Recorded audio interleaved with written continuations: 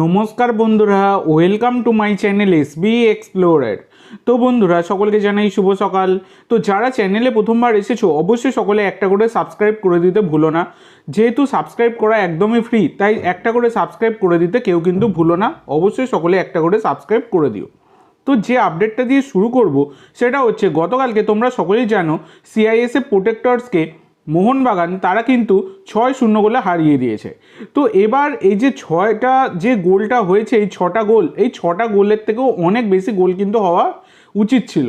কারণ তোমরা যদি দেখো, লিস্টন কোলাসো একাই প্রায় ডবল হ্যাটট্রিক করে ফেলতে পারতেন, সেই গোলগুলো তিনি মিস করেছেন।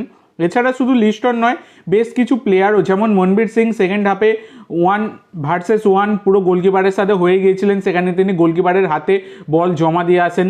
নাহলে কিন্তু আরও বেশি গোল হতেই পারতো। মোহনবাগান কালকে 10 গোলের গন্ডি ছাড়াতেই পারতো, আর দেওয়া উচিতও ছিল যে ধরনের পারফরমেন্স মোহনবাগান দিয়েছে। তো যাই হোক, কালকে সাহাল হ্যাটট্রিক করেছে, কিন্তু লিস্টন কোলাসো এই যে গোলগুলো এত পরিমাণে মিস করেছেন, তো সেইটা দেখে কার্যত মানে হেসে ফেলেছিলেন বলা যায় মোহনবাগানের কোচ প্যানোস। এত সুযোগ নষ্ট ভাবাই যায় না। তো দেখো, এক দিন এক একটা প্লেয়ারের এরকম দিন যায়। এক সময় তোমরা লিস্টনকে দেখেছো বক্সের বাইরে থেকে কতই না গোল করেছে। এখন সেই লিস্টন কন্টিনিউ সেই সব শটগুলোর চেষ্টা করে যাচ্ছে, কিন্তু একটাও বল জালে জড়াচ্ছে না।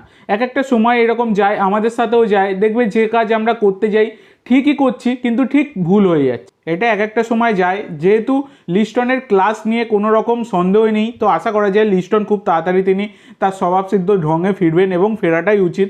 যদিও এবার ছানতে চলে আসবে, সেক্ষেত্রে লিস্টনের ফার্স্ট ইলেভেনে চান্স পাওয়াটাও মুশকিল হয়ে যাবে। তো দেখা যাক কী হয়। তো এর পরবর্তী যে আপডেটটা তোমাদের সাথে শেয়ার করতে চাই সেটা হচ্ছে সুমিত রাঠিকে নিয়ে। তো সুমিত রাঠিকে তোমরা সকলেই চেনো, 24 বছর বয়সী ভারতীয় সেন্টার ব্যাক। তো এই সুমিত রাঠি এতদিন কিন্তু তিনি ফ্রি এজেন্ট ছিলেন। তো এবার এই সুমিত রাঠি তিনি UAE 3rd division club desert falcon FC, সেখানে কিন্তু তিনি সই করে দিয়েছেন। তো তার জন্য অনেক শুভেচ্ছা রইল। তো ইউএই 3rd ডিভিশন ক্লাব থেকে তিনি খুব ভালোভাবে নিজের প্রস্তুতি নিক, এবং তাকে কিন্তু আমরা আবারও ভারতীয় ফুটবলে ফেরত দেখতে চাই। তো দেখা যাক তিনি কামব্যাক করতে পারেন কিনা। এর পরবর্তী যে আপডেটটা তোমাদের সাথে শেয়ার করতে চলেছি, এটা হচ্ছে ইস্ট বেঙ্গলের নতুন বিদেশি নাচো মনসালভেকে নিয়ে। তো এই স্প্যানিশ ডিফেন্ডার তিনি ইস্ট বেঙ্গলে যোগ দেওয়ার পর থেকেই ইনজুরিতে ভুগছেন। তো এই নাচোকে ইস্ট বেঙ্গল নিয়ে এসেছিল, হাবাস নিয়ে এসেছিল অপোনেন্ট স্ট্রাইকারদের নাচানোর জন্য, কিন্তু দেখা যাচ্ছে অপোনেন্টকে নাচানোর বদলে নিজেই কিন্তু নাচছেন। তো এই নাচো তার পরিবর্তন কিন্তু খুঁজছে ইস্ট বেঙ্গল, এইরকমটা কিন্তু শোনা যাচ্ছে। কারণ নাচো তার ইনজুরিটা বেশ গুরুতর, তাকে মরশুমের বেশ কিছুটা সময় কিন্তু ইস্টবেঙ্গল ম্যানেজমেন্ট অ্যাভেলেবেল পাবে না। তো দেখা যাক ইস্ট বেঙ্গলের নতুন বিদেশি কে হয়, নাচোর রিপ্লেসমেন্ট কে হয়, সেটা এখন দেখার বিষয়।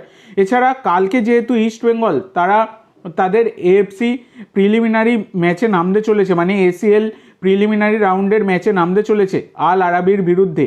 তো সেই ম্যাচটা সন্ধ্যাবেলা 7টা থেকে হবে, এবং এই ম্যাচটা ফ্যান কোডে কিন্তু লাইভ হবে। এছাড়া তোমরা জানো আমি লাইভের বিষয়বস্তু তোমাদের সাথে শেয়ার করে দেবো, সেই কারণে তোমরা অবশ্যই এসবি এক্সপ্লোরার ইউটিউব চ্যানেলটা সাবস্ক্রাইব করে রাখো, এবং ডিসক্রিপশন বক্সে দেওয়া এসবি এক্সপ্লোরার টেলিগ্রাম চ্যানেল আর হোয়াটসঅ্যাপ চ্যানেলটা অবশ্যই সাবস্ক্রাইব করে রাখো, তোমরা কিন্তু লাইভের বিষয়বস্তু পেয়ে যাবে।